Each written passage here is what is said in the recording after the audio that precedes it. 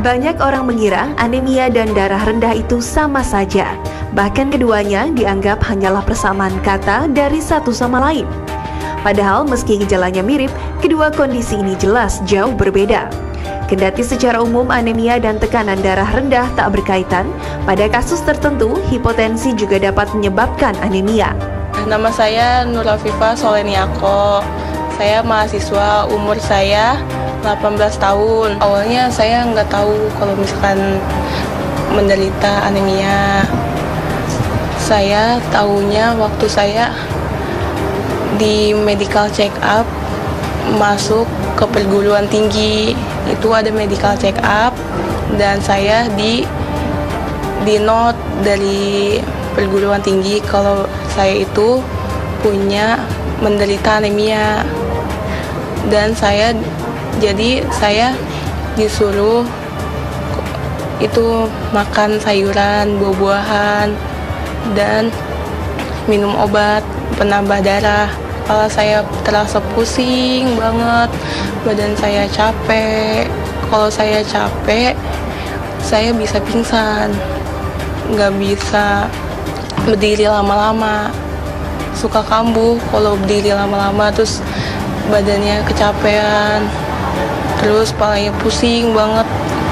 Minum obat aja penambah darah dan banyakin makan sayuran, buah-buahan. Waktu saya periksa, saya ngedrop, itu tensinya 90/80.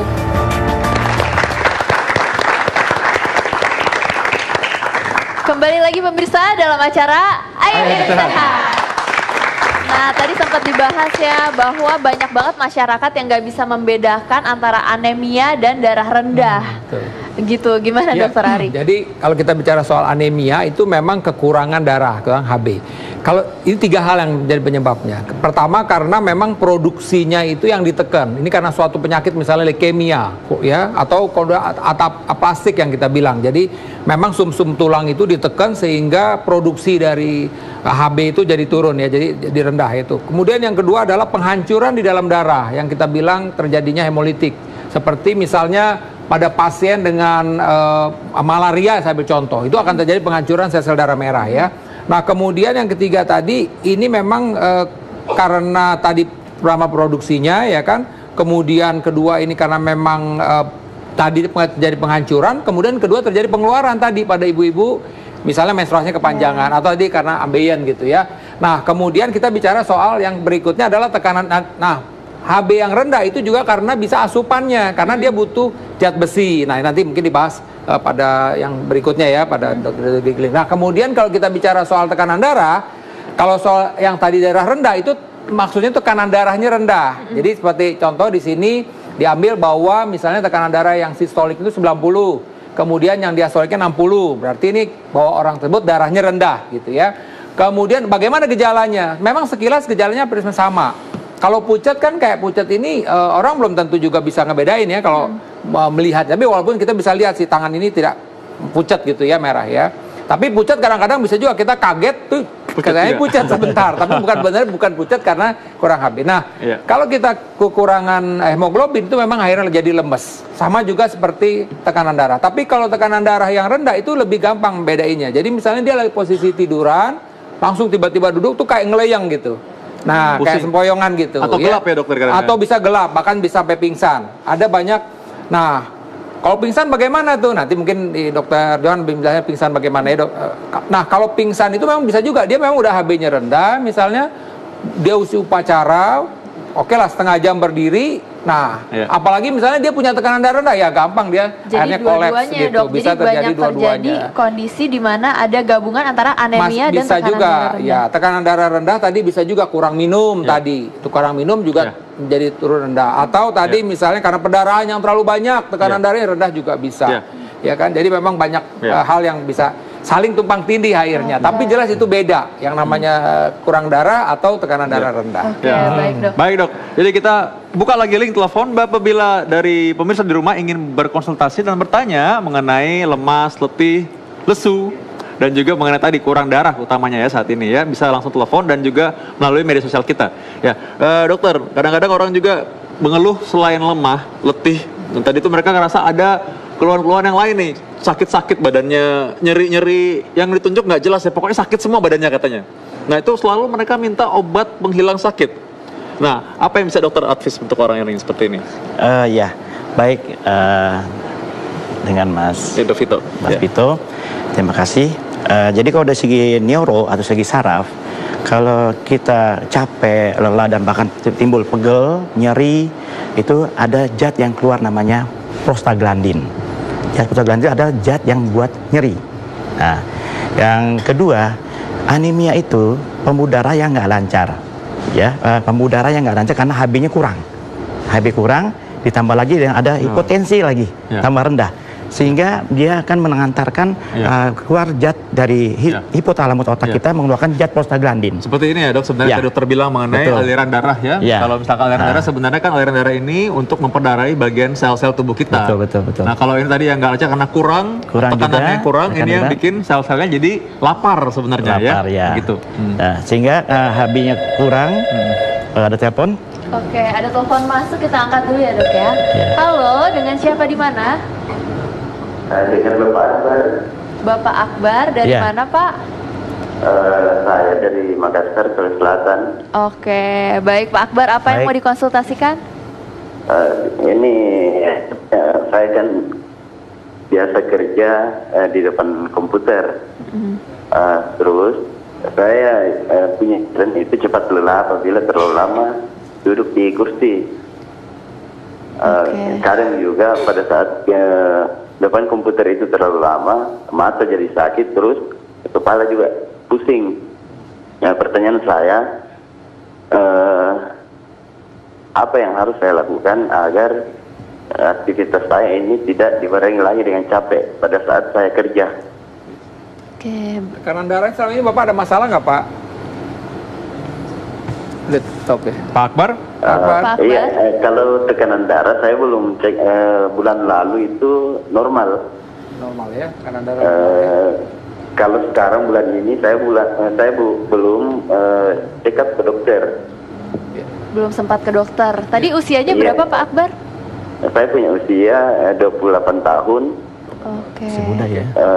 Terus saya punya tinggi 150. Terus berat 80 kg.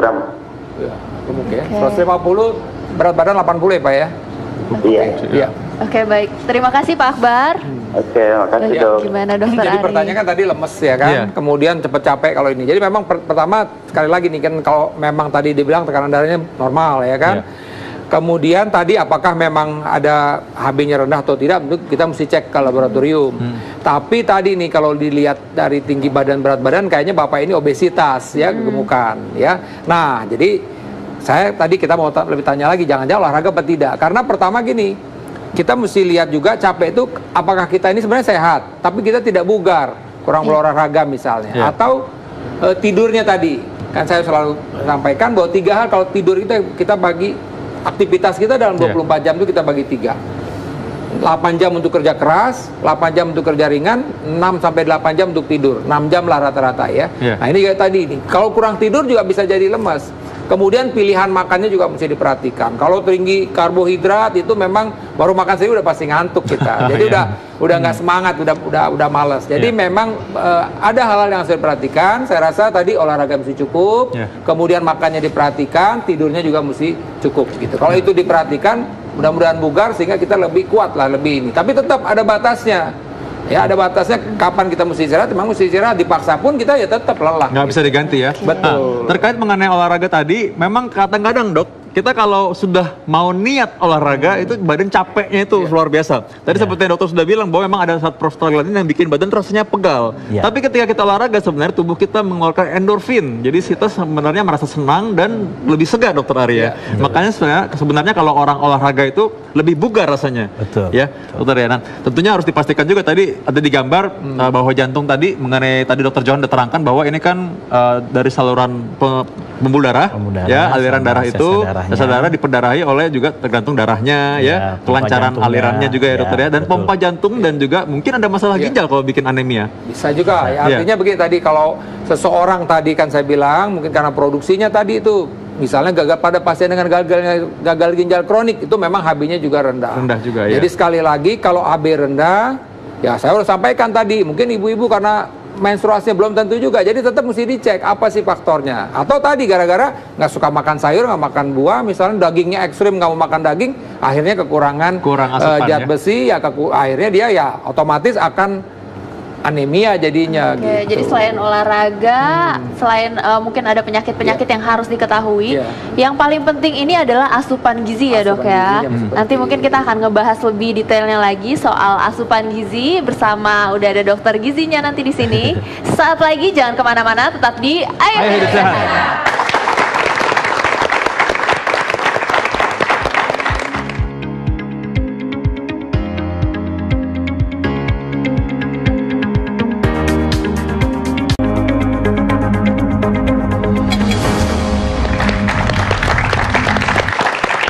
Kembali dalam acara Ayo Hidup Sehat. Nah, bersama kita sudah ada Dr. Nani Utami Dewi, Dr. Nani, dokter spesialis gizi klinik. Nah, kita sekarang sudah ada bahan makanan yang bisa kita mungkin menjadi bahan gizi supaya mengurangi cepat-cepat lelah tadi, ya. Nah, Dokter Sila mungkin bisa lanjutkan dulu tadi bagaimana kita bicara mengenai cepat lelah dan mungkin anemia tadi. Nah, tadi kan udah sempat Dokter Ari bahas ya dok ya, bahwa ada makanan-makanan tertentu yang sangat amat penting untuk mengatasi cepat lelah dan anemia selain dari olahraga dan penyakit. Nah, mungkin Dokter Nani bisa membantu tadi yang sudah disampaikan sama Dokter Ari. Baik, terima kasih. Nah, di sini memang sudah disediakan kan ada bahan makanan sumber, ada buah, ada sayur seperti tadi yang pada sesi yang pertama ada pertanyaan harus makan sayur dan buah. Mungkin bisa ditampilkan slide yang bahan makanan sumbernya. Coba tampilkan. Nah, ini. Nah, oke. Seperti misalnya ikan. Ikan ini bisa jadi salah satu bahan makanan sumber untuk zat besi. Gitu kan? Kemudian pisang sebagai halnya kalium dan vitamin C. Iya, tadi kan kalau kurang kalium tuh lemes tuh badan biasanya. Bisa. Ini jangan-jangan dari sini. Kemudian salah satu sumber vitamin C yang penting untuk penyerapan zat besinya. Ini pegang nggak boleh kok, ini pisang. Ini bukan mainan kan? Ini asli ya berarti asli ya, bisa dimakan juga boleh. Bisa dimakan. Saya lagi lemes. Ya, terus lagi apa lagi? Kemudian salah satunya yang berperan untuk membantu penyerapan dari zat besi adalah misalnya tadi jeruk yang kaya akan vitamin C. Nah, kemudian selain itu juga ada bahan makanan lain seperti asam folat, kemudian vitamin B12 yang ada di buah-buahan ini dan juga kacang-kacangan. Seperti itu. Ini salah satu banyak bahan makanan sumber. Pemasukannya itu seperti apa sih dok? Jadi sebaiknya minum atau makan buah jeruk dulu, baru minum suplemen atau gimana dok? Oh gini. Sebetulnya suplemen itu dibutuhkan kalau pada kondisi tertentu. Seperti tadi Dokter Ari sudah menyebutkan ada penyakit-penyakit kronis yang memang membutuhkan, yang penyerapannya kurang. Itu bisa dibantu dengan suplementasi. Tetapi pada kondisi tertentu juga kita mengutamakan bahan makanan sumber. Diutamakan dulu bahan makanan sumbernya. Jika kurang, baru kita tambah dengan suplementasi. Itu supaya apa? Supaya harus diperhatikan juga ada dosis dalam setiap suplementasi. Jadi untuk mencegah dosis yang terlalu tinggi, maka kita utamakan dari makanan yang bisa kita asup. Seperti itu. Ya, artinya kalau kita makanannya cukup, ya ada unsur karbohidratnya ya dok betul, ya, kemudian ada unsur proteinnya, ada unsur lemaknya, ada buah, sayur, sumbernya lengkap. Rasanya nggak perlu makan suplemen. Ya kan? Yang ada aja kita yang alami ya. Alami ya. Cuman masalahnya memang kadang-kadang ada suatu keadaan nggak sempet itu. Nah, atau memang terlalu over, kegiatan kita terlalu besar. Nah, di situ memang kadang-kadang perlu juga kita lakukan atau memang secara pemeriksaan tadi nih memang dilihat dari pemeriksaan darah ternyata zat besinya rendah. Yang ini berhubungan dengan defisiensi zat besi dan karena asupan. Nah, boleh itu kita boleh suplemen. Nah, tadi kata Dokter Johan juga jangan lupa minum. 2 liter ya sehari. Dan Dokter Johan tadi juga mengingatkan katanya ada orang suka minta vitamin buat saraf katanya Dokter Johan. Dokter Johan mungkin bisa meluruskan kepada masyarakat gimana? Iya, vitamin yang untuk buat saraf itu karena saraf itu banyak jalurnya ya. Yang menggerakkan tangan, kaki itu perlu jalur-jalur sarafnya. Atau namanya nervus, bukan nervous tapi nervus. Oh, nervus itu cemas. Nah, itu ada namanya mielin. Dia seperti panjang, dia ada seperti kapsul-kapsul.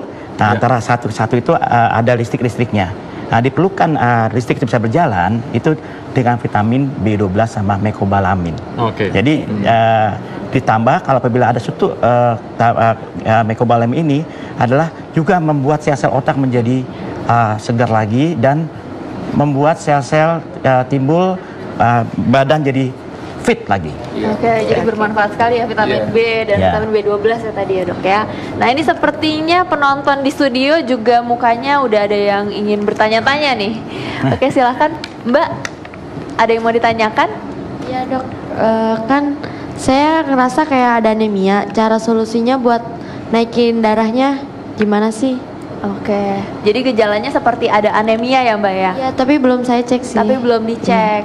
Baik, Dokter Ari mungkin bisa menjawab. Ya, tadi sekali lagi bahwa kan tadi ada faktor-faktor tadi, apakah ini faktor kecemasan, atau karena lemes karena sesuatu hal tadi ya, yang kalau memang ini mau tahu anemia atau tidak ya kita mesti periksa darah, HB-nya mesti diperiksa. Memang dokter bisa sih periksa ya tangannya, mungkin konjungtivanya kita lihat ini merah atau tidak. Secara kasar dokter bisa akan periksa, bisa periksa dan memastikan oh ini kira-kira kemungkinannya anemia. Tapi harus dikonfirmasi lagi dengan di pemeriksaan hemoglobin, berapa itu kadar hemoglobinnya ya. Nah kalau memang tadi misalnya ini karena HB-nya rendah dan kemudian juga kita mesti tanya lagi seneng nggak makan daging-daging misalnya, seneng nggak makan sayur-sayuran buah-buahan. Kalau tidak, nah jangan-jangan itu nih. Nah ini urusannya dokter Nani nih menjelaskan. Oke, baik. Ada telepon. Ya. Halo, selamat siang. Ya, halo, selamat siang. Ya, halo. Dengan siapa di mana? Ya, halo. Ya, selamat siang. Dengan siapa di mana? Nur Ana di Pacitan. Oh ya, silahkan. Apa yang mau ditanyakan dan konsultasikan, Bu? Iya, saya ingin bertanya dok. Usia saya 22 tahun. Ya. Ya, lalu? Saya itu kalau berjalan mudah lelah, terus kalau udah gitu warna kuku saya itu langsung pucat, kayak keunguan gitu. Lelah atau sesak napas atau apa yang dirasakan? Lelah terus sesak nafas juga. Ya langsung punang-punang. Setelah itu keluar keringat dingin dan terasa pusing. Itu kira-kira sakit apa ya dok ya kalau semisal di... Oke. Baik. Sejak kapan mungkin dokter Arya? Sejak kapan dirasakan ya? Oh ya itu sejak waktu masih kecil. Cuma sekarang kalau untuk terasanya itu lebih terasa capeknya itu kalau misal berjalan dekat aja gitu udah capek. Kalau kemarin masih bisa jalan agak jauh sih. Ya, Ibu udah pernah ke dokter belum Bu, diperiksa tekanan darahnya, misalnya denyut jantungnya, kemudian dipastikan ada masalah dengan jantung misalnya atau yang lain gitu, pernah ke dokter nggak Bu? Halo Ibu. Kalau untuk itu belum dok, saya baru asupannya. Iya. Kalau mungkin makanan Ibu kali makannya suka makan sayur-sayur, buah atau makanan lauk pauknya. Betul. Makanannya gimana Bu? Apa Ibu sering mengonsumsi bahan makanan seperti ikan, daging begitu Bu? Halo Bu. Oke. Kalau untuk mengkonsumsi makanan ikan, daging, sayur dan buah itu saya rasa cukup dok. Oh ya. Baik kalau gitu Bu, kita jawab ya Ibu ya. Ya. Tadi Dokter Ari, memang terima kasih Ibu atas pertanyaannya. Memang tadi itu kalau keluhannya seperti itu kita bisa curiga juga salah satunya masalah jantung. Orang dengan gagal jantung punya mungkin penyakit jantung bawaan bisa dideteksi kalau kita melakukan pemeriksaan klinis dulu awal dengan dokter ya. Nah tapi kalau yang lain mungkin Dokter Nani saya pengen tadi Dokter Nani udah singgung mengenai tadi gizi ya makanan ya. Boleh Dokter Nani silakan lanjutkan. Bisa mungkin ditampilkan di slide yang berikutnya. Slide yang berikutnya. Iya, slide yang berikutnya. Oke, ini mengenai nutrisi yang tadi saya tanyakan bahan makanan. Harus kita perhatikan juga tentang asupan kalori dan proteinnya. Karena kalori itu untuk kecukupan energi kita, metabolisme kita tubuh untuk melakukan fungsi-fungsinya. Kemudian saya tadi tanyakan apakah Ibu suka makan makanan daging dan ikan atau ayam? Itu proteinnya. Karena protein itu dibagi menjadi biasanya kaya akan zat besi. Yang berperan tadi untuk meningkatkan sintesis dari eritrositnya. Kemudian jangan lupa juga kita harus perhatikan juga tadi ibu tadi bahan makanan seperti sayur dan buahnya katakan cukup, karena itu sumber dari zat besi, folat, vitamin B12 dan vitamin C. Serta tadi saya lupa menanyakan, suka nggak minum teh atau kopi dan berapa banyaknya? Karena teh dan kopi itu, berkompetisi dengan zat besi sehingga dia absorpsinya menjadi berkurang. Gitu. Dan harus seimbang. Dikatakan diet seimbang apa? Dalam setiap porsi makan kita, usahakan seperti ini contohnya misalnya. Ada karbohidratnya, kemudian proteinnya, ya kan? Proteinnya sebagai sumber bahan makanan zat besi, kemudian sayur. Tapi ini teh, ini kopi. Nah, ada teh dan kopi. Perlu gimana? Nih, minuman zaman now soalnya. Oke, kapan minumnya, gitu kan? Oke, kita berikan waktu dulu pencernaan kita untuk mencerna. Sebaiknya dianjurkan 1 hingga 2 jam, baru kita minum teh. Di teh ini ada zat yang namanya zat tanin. Nah, zat tanin ini nantinya akan mengikat ferrum atau zat besi itu sehingga dia tidak bisa diabsorpsi dengan baik. Nah, kemudian yang dianjurkan ada buah dan sayur, misalnya jeruk.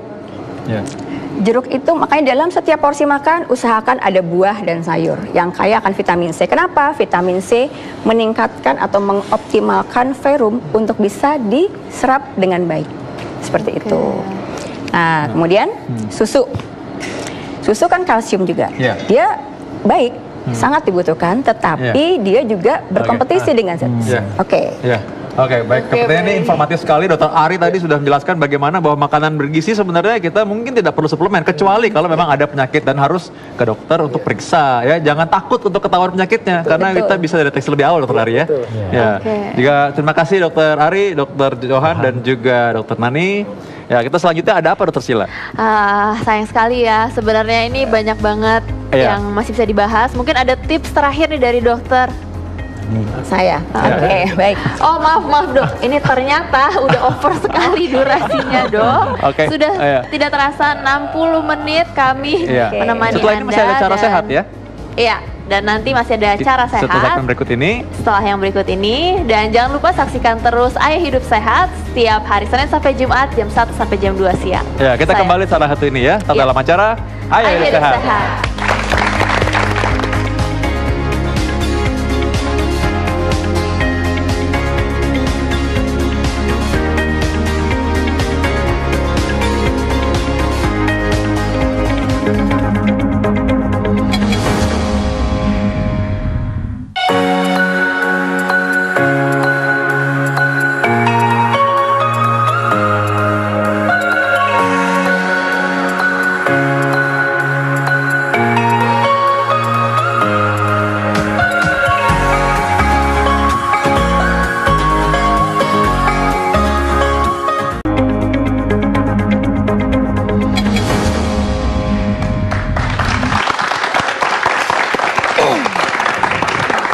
Kembali dalam acara Ayo Hidup Sehat.